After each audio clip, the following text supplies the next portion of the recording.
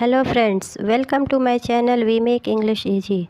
Friends, UP board exams में vocabs के section में 11 मार्क्स के क्वेश्चंस पूछे जाते हैं, जिनमें 3-3 नंबर के एंटोनिम सिनोनिम्स, 3 नंबर के वन वर्ड सब्स्टिट्यूशन और 2 नंबर के होमोफोन्स पूछे जाते हैं। Total 11 number. तो फ्रेंड्स, एंटोनिम सिनोनिम्स और वन वर्ड सब्स्टिट्यूशन का ऑलरेडी बना चुकी हूँ। मेरे चैनल को सब्सक्राइब करने पर आपको वो वीडियो दिख जाएगा। और आज के इस वीडियो में मैं आपको होमोफोन्स के बारे में बता रही हूँ।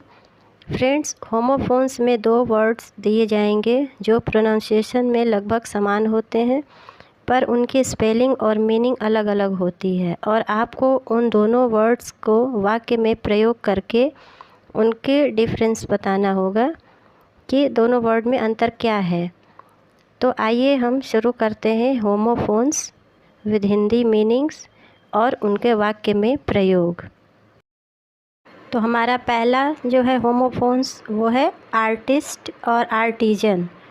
फ्रेंड्स, आर्टिस्ट और आर्टिजन जो सुनने में दोनों का प्रोनाउंसिएशन सेम जैसा है, लेकिन दोनों में डिफरेंस है। आर्टिस्ट मीन्स होता है कलाकार और आर्टिजन मीन्स होता है कारीगर। तो आर्टिस्ट और आर्टिजन का मीनिंग भी अलग है और इसके स्पेलिंग्स भी अलग हैं। तो आइए देखते हैं क्या डिफरेंसेस हैं। आर्टिस्ट का स्पेलिंग क्या होगा? ARTIST। आर्टिस्ट मीन्स होता है कलाकार, और ARTISAN मीन्स होता है आर्टिजन, यानी कि कारीगर। और इसका हम वाक्य में कैसे प्रयोग करेंगे? आर्टिस्ट के लिए देखिए, Mohan is a good artist. और आर्टिजन का, a potter is an artisan. A potter is an artisan, यानी कि कुम्हार जो है वो एक कारीगर है। सेकंड है एसेंट और एसेंट।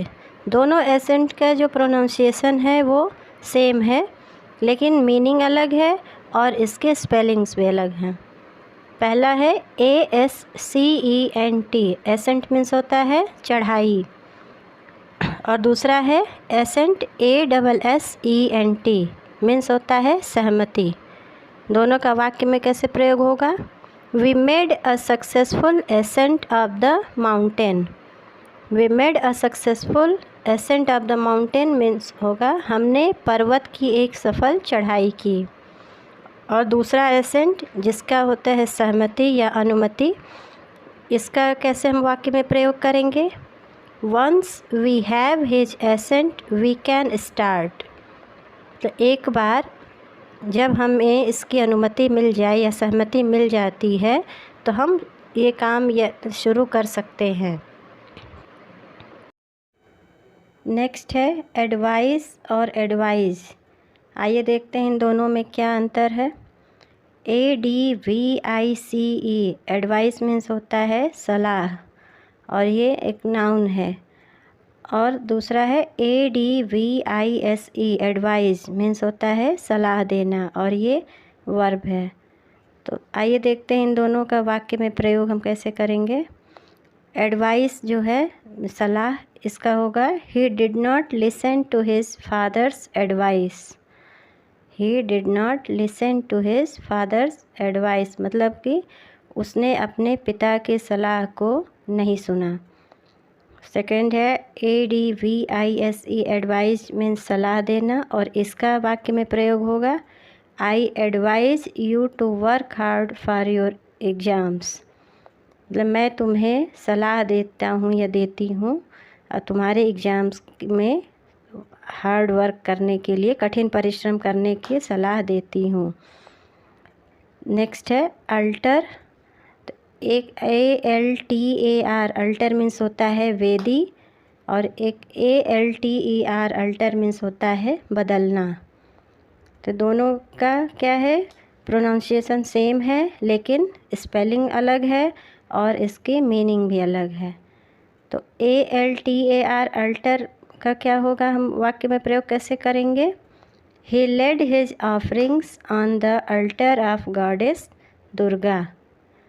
मतलब उसने अपना प्रसाद देवी दुर्गा की वेदी पर रखा। नेक्स्ट ALTER अल्टर का क्या होगा वाक्य में प्रयोग? I will not alter my decision. I will not alter my decision अर्थात मैं अपना डिसीजन नहीं बदलूँगा। फ्रेंड्स, नेक्स्ट वर्ड है एनोनिमस और यूनानिमस, और इन दोनों में क्या अंतर है आइए देखते हैं। एनोनिमस ANONYMOUS, एनोनिमस मीन्स होता है गुमनाम, और यूनानिमस UNANIMOUS, यूनानिमस मीन्स होता है एकमत। तो इन दोनों में मीनिंग का भी अंतर है, स्पेलिंग का भी अंतर है। तो एनोनिमस मीन्स होता है गुमनाम, और इसका वाक्य में प्रयोग क्या होगा? It is unpleasant to receive anonymous letter, अर्थात एक गुमनाम पत्र को प्राप्त करना अप्रिय होता है। वैसे ही यूनानिमस मीन्स होता है एकमत, और इसका हम वाक्य में प्रयोग कैसे करेंगे?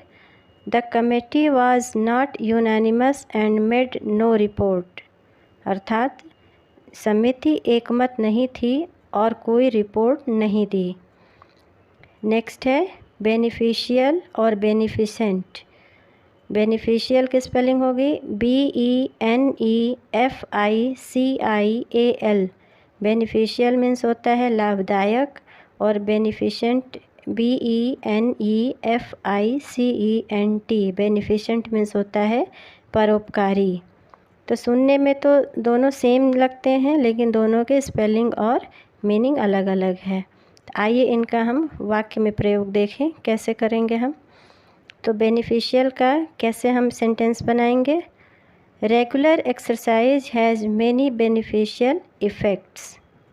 Regular exercise has many beneficial effects, अर्थात नियमित व्यायाम के कई लाभकारी प्रभाव होते हैं।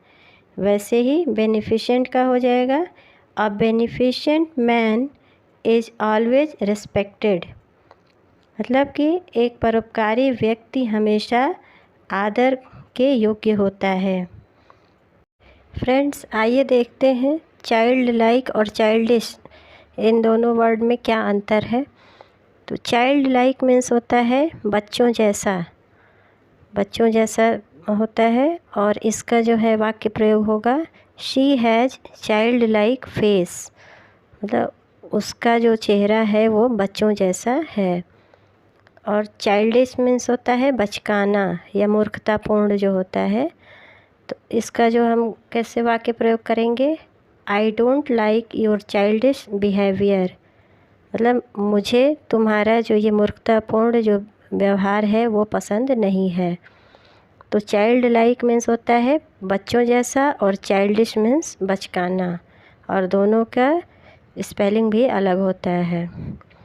वैसे ही चेक और चेक CHECK, एक चेक मीन्स होता है जांचना, और CHEQUE चेक मीन्स होता है हुंडी, जो बैंक का जो चेक होता है उसको हम हिंदी में हुंडी भी बोलते हैं। तो आइए देखते हैं हम इनका वाक्य में कैसे प्रयोग करेंगे। तो जो जांचना वाला जो चेक होता है उसका हम कैसे सेंटेंस बनाएंगे? Please check your bad temper, कृपया अपने बुरे स्वभाव की जांच करें। और चेक मीन्स हुंडी जो होता है उसका हम कैसे बनाएंगे? He gave me a cheque for 5000 rupees, मतलब उसने मुझे 5000 रुपये का चेक दिया। नेक्स्ट वर्ड है कॉम्प्लीमेंट।